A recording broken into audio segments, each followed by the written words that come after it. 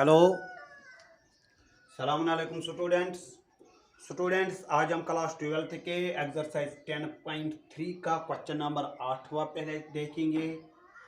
Find the magnitude of two vectors A and B. आपको A vector का magnitude निकालना है और बी वेक्टर का मैग्नीट्यूड निकालना है।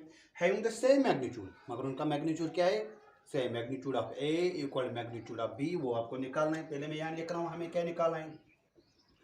Magnitude of A vector equal to magnitude of B vector, ये हमें निकालना है। We have to find the value of magnitude of A and magnitude of B such that the angle between them is 60 degree. Angle कितना है? 60 degree. हम theta B सामने रखेंगे, 60 degree. And their scalar product is 1/2। Scalar product किस किस को करना है? ए वेक्टर और बी वेक्टर को। स्केलर प्रोडक्ट डॉट प्रोडक्ट को बोलते हैं। A vector dot of B vector आपको पता है 1/2 के बराबर। मैं यही सॉल्व करो, हमें पता है A vector dot B vector किसके बराबर होता है? Magnitude of A magnitude of B cos of theta. Magnitude of A vector magnitude of B vector cos of theta equal to 1/2। Theta के बदले कितना वैल्यू देना है? 60 डिग्री। और ए वेक्टर बी वेक्टर के बराबर है। मैं magnitude of A vector magnitude of B vector के बदले भी ए वेक्टर ही लिखूं। Cos theta cos of 60 degree equal to 1/2। अब ए मैग्नीट्यूड ऑफ ए किसके बराबर होता है? Magnitude of A vector square. एक और क्या आएगा साथ? Cos of 60 degree equal to 1/2। पहले हम टेबल में कॉस 60 का वैल्यू भी देखेंगे। 0 1/2 1/√2 √3/2 1, ये हो गया साइन का। और कॉस का वहां से आना पड़ता है 0 π/6 π/4 π/3। कॉस 60 के बदले में π/3 लिख सकता हूँ। मैग्नीट्यूड ऑफ ए स्क्वायर और क्या आएगा? 1/2 कॉस 60 के बदले इक्वल टू 1/2। अब हमें 1/2 को शिफ्ट करना है। ये क्या आएगा? Magnitude of A vector square equal to 1/2 इंट, जब हम इसको शिफ्ट करेंगे इसका रेसिप्रोकल बनेगा 2/1। अब 2 कैंसिल हो जाएगा। Magnitude of A vector equal 2 cut, वहाँ 1 आएगा। स्क्वायर को जब हम शिफ्ट करेंगे ये क्या आएगा? √1, वो भी 1 के बराबर होता है। प्लस माइनस भी लिखना था, मगर हमें पता है मैग्नीट्यूड हमेशा पॉजिटिव होता है। तब इसका मतलब जब मैग्नीट्यूड 1 आया तब ये यूनिट वेक्टर है। अब हमें किसका? बी वेक्टर बी भी 1 ही होगा, equal magnitude of B vector. Magnitude of A और मैग्नीट्यूड ऑफ बी किसके बराबर आया? 1 के बराबर। हम बोलेंगे ए वेक्टर और बी वेक्टर यूनिट वेक्टर है। स्टूडेंट, मैं पहले एक पॉइंट आपको बोलूं, अगर ए वेक्टर डॉट बी वेक्टर 0 के बराबर होगा, मैं पहले ये आपको समझाऊं, ध्यान से सुनना। अगर ए 0 के बराबर है, ये ए वेक्टर है, बी 0 के बराबर है, हम बोल सकते हैं इनका डॉट प्रोडक्ट बी 0 के बराबर होगा। Magnitude of A magnitude of B cos of theta, magnitude of A भी 0 मैग्नीट्यूड ऑफ बी भी 0, तब हम बोलेंगे ए डॉट बी भी 0 आएगा। अगर ए vector dot B A vector और बी वेक्टर 0 के बराबर हैं, हम बोल सकते हैं ए डॉट बी 0 के बराबर है। अगर रेसिप्रोकल, इसका कन्वर्सन लेंगे, मान लो ए वेक्टर डॉट बी वेक्टर 0 के बराबर है, या तो ए वेक्टर 0 के बराबर होना चाहिए या बी 0 के बराबर होना चाहिए। दो कंडीशन यहाँ से निकलती है। क्या क्या? या तो ए 0 के बराबर होना चाहिए ए वेक्टर, या बी वेक्टर 0 के बराबर होना चाहिए। अगर ए डॉट बी 0 के बराबर है, हम ये भी बोल सकते हैं ए वेक्टर और बी वेक्टर आपस में परपेंडिकुलर है। ध्यान से सुनना, क्या मैं बोल रहा हूं? If A vector equal to 0 B vector 0, हम ये कह सकते हैं ए डॉट बी भी 0 के बराबर होगा। कब? जब ए वेक्टर 0 के बराबर होगा, बी वेक्टर 0 के बराबर होगा, हम ये बोल सकते हैं ए डॉट बी भी 0 के बराबर होगा। अब इसका कन्वर्स, अगर ए वेक्टर डॉट बी वेक्टर 0 के बराबर है, ये दो मायने रखता है। ये कितने मायने रखता है? दो मायने। या तो ए वेक्टर 0 के बराबर होना चाहिए और बी वेक्टर 0 के बराबर होना चाहिए, हो गया एक मायने।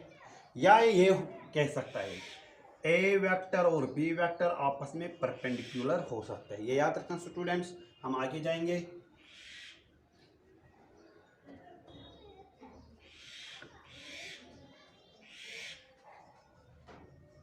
स्टूडेंट्स क्वेश्चन नंबर 9 क्या है? Find magnitude of x. Magnitude of x निकालना है for a unit vector A, मगर ए क्या है? Unit vector. इसका मतलब क्या है? मैग्नीट्यूड ऑफ ए 1 के बराबर होगा। Here magnitude of A vector equal to 1, और साथ ही आपको कंडीशन गिवन है x minus A dot x plus A equal to 12। हम डॉट प्रोडक्ट करेंगे। जब हम एक्स को एक्स के साथ डॉट करेंगे ये एक्स स्क्वायर बनेगा। जब हम एक्स को ए के साथ करेंगे ये आएगा x A vector minus plus minus A vector x minus plus minus magnitude of A vector square. A vector dot of A vector किसके बराबर होता है? Magnitude of A vector square. इसका मतलब क्या है? ये और ये मैं कट कर सकता हूँ। वहाँ क्या आएगा? X square minus magnitude of A vector square equal to 12। X square minus इसका वैल्यू हम लिख सकते हैं 1 स्क्वायर, दैट इज 1। अब 1 को हम शिफ्ट करेंगे ये बनेगा प्लस 12 प्लस 1। वहाँ क्या आएगा? X square equal to 13। Square को जब हम शिफ्ट करेंगे ये आएगा अंडर रूट ऑफ 13। ये प्लस भी हो सकता, मगर ये बोलते हैं मैग्नीट्यूड ऑफ एक्स। हाँ, जब हम एक्स को एक्स के साथ डॉट करेंगे ये x vector dot x vector होगा, तब यहाँ आएगा magnitude of x vector square. ये एक्स वेक्टर है। जब हम इसको शिफ्ट करेंगे तब आपको क्या आएगा आंसर? Under root of 13। ये यहाँ क्वेश्चन स्टूडेंट्स एक्स वेक्टर है, इसीलिए x vector dot x vector magnitude of x vector square के बराबर होगा। 10वां क्वेश्चन क्या है? हमें ए वेक्टर गिवन है, A vector equal 2i plus 2j plus 3k, और बी वेक्टर क्या है? Minus i plus 2j plus k। C vector क्या है? सी वेक्टर है 3i प्लस j, और such that A vector plus lambda times B vector is perpendicular to C, is perpendicular to C vector. जब B perpendicular होगा तब हम ये और ये बोलेंगे। इसको हम जब हम डॉट करेंगे वो A vector plus lambda times B vector dot C vector 0 के बराबर होगा। जब परपेंडिकुलर होगा तब हम बोलेंगे इनका डॉट प्रोडक्ट 0 के बराबर होगा। अगर स्टूडेंट्स यहाँ लिखा होगा वेक्टर सी, तब आपको A plus lambda times B vector cross C लिखना था, मगर यहाँ फिलहाल वेक्टर नहीं है, यहाँ सी वेक्टर है फिलहाल। अब हम क्या करेंगे?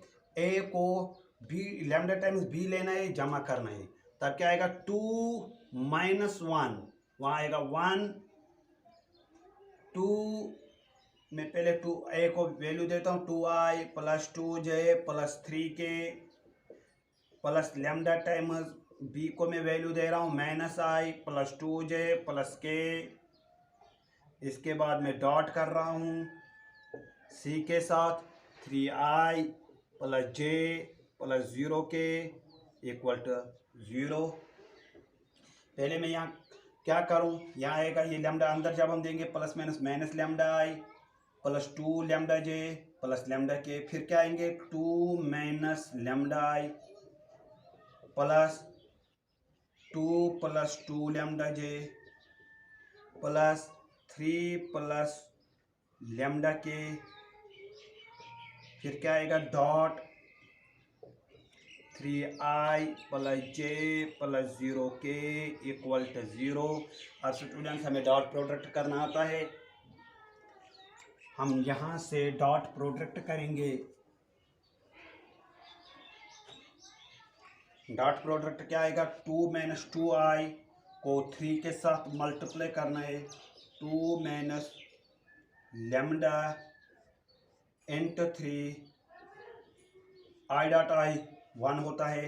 अब यहाँ j डॉट j को करेंगे plus 2 lambda into 1 plus 3 plus lambda into 0 equal to 0।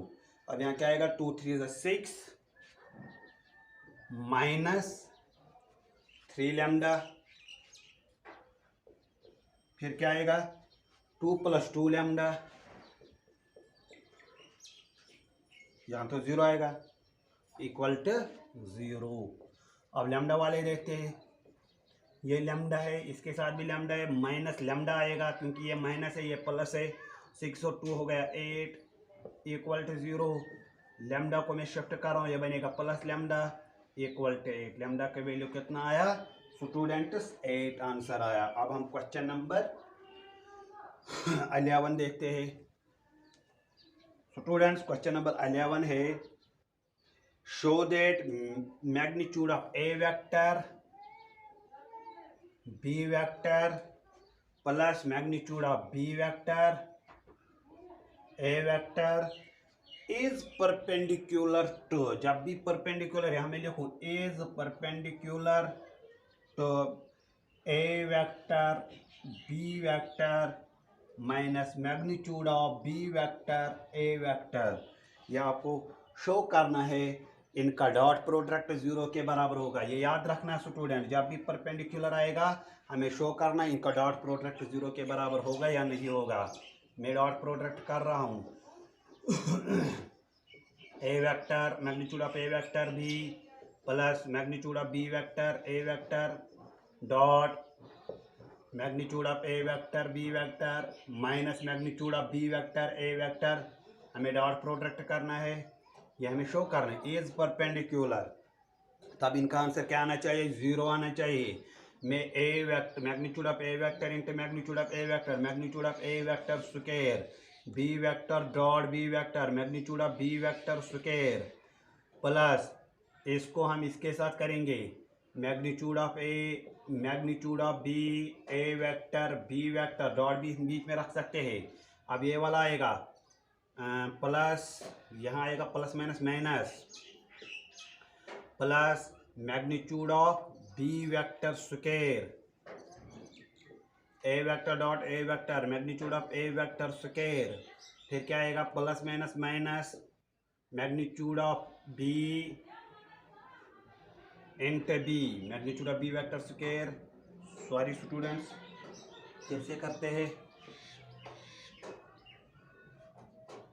पहले से करो A vector square magnitude of B vector square. अब इसी को दूसरे के साथ करो minus magnitude of A vector magnitude of A vector और क्या आएगा, इसको दूसरे के साथ करना है magnitude of A vector magnitude of B vector और आएगा A vector dot B vector. अब दूसरे को पहले के साथ plus magnitude of A vector magnitude of B vector A vector dot B vector plus minus minus magnitude of B vector square और आएगा A vector dot A vector magnitude of A vector square.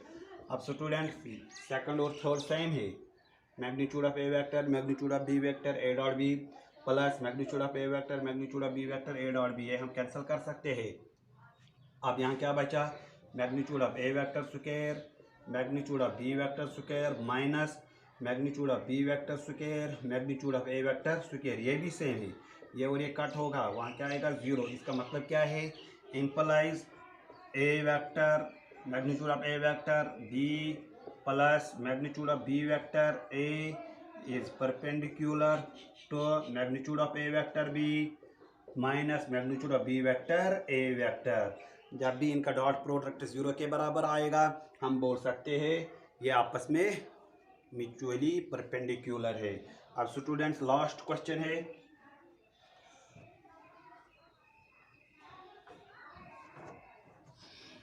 Students question number 12 क्या है, if A dot A equal to 0 A vector dot A vector 0 के बराबर है और A vector dot B vector 0 के बराबर है, व्हाट अबाउट बी।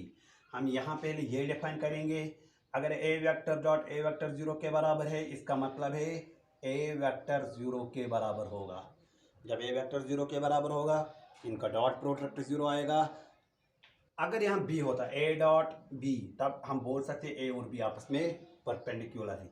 अब यहाँ ये डिफाइन करेंगे ए डॉट बी या तो a 0 के बराबर होना चाहिए या b बराबर होना चाहिए 0 के बराबर, या हम बोल सकते हैं a vector is perpendicular to b vector. अब कॉमन बात क्या है, a वेक्टर अगर 0 के बराबर है, यहाँ भी a वेक्टर 0 के बराबर, ये बात मिल रही है, मैच हो रही है।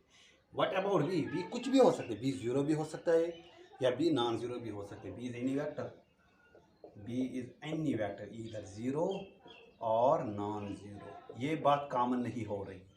सो स्टूडेंट्स, आज हम इतना ही पढ़ेंगे। Thank you.